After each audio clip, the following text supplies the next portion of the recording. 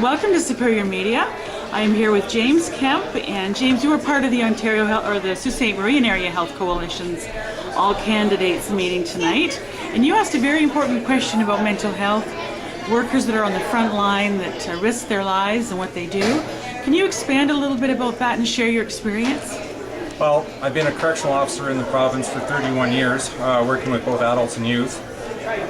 Since January 1st of this year, 11 first responders in Northern Ontario have taken their own lives due to PTSD.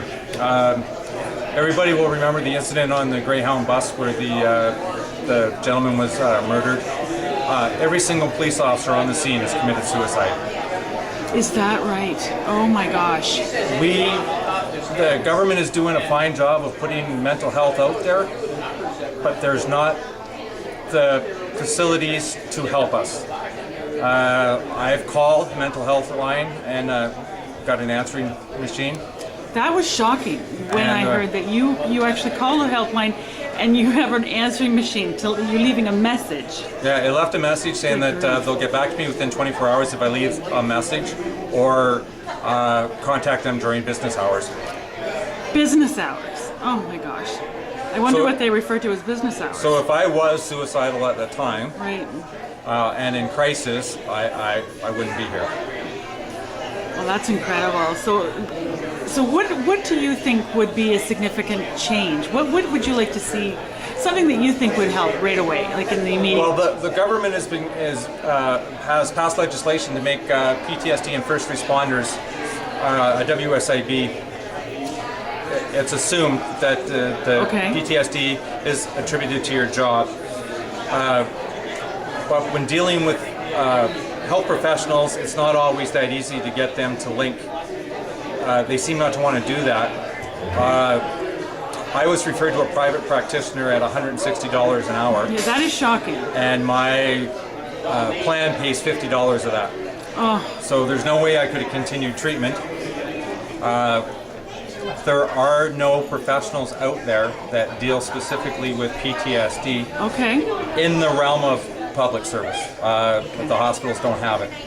Or if they do, the waiting list is so long that unless you're in immediate dire need, you're not going to be seen for a long time. And it's a crime.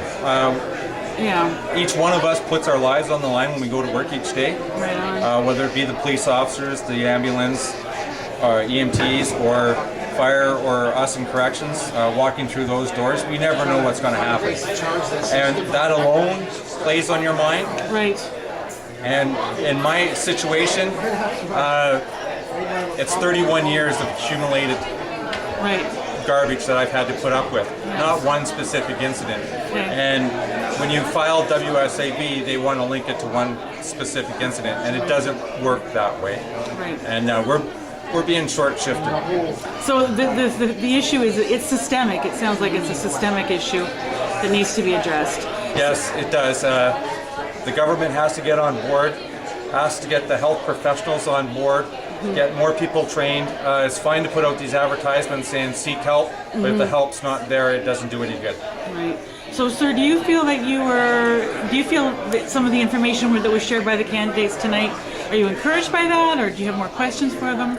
I have a lot more questions. They seem to do the political thing and not come out and make any specific recommendations or plans. It was everything was very general. Okay, all right.